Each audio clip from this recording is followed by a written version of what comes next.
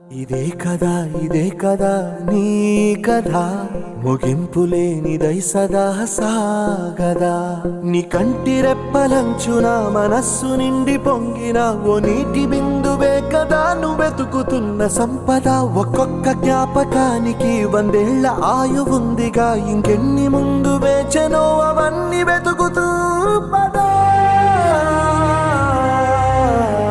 మనుష్యులందు నీ కథ మహర్షిలాగా సాగదా మనుష్యులందు నీ కథ మహర్షిలాగా సాగదా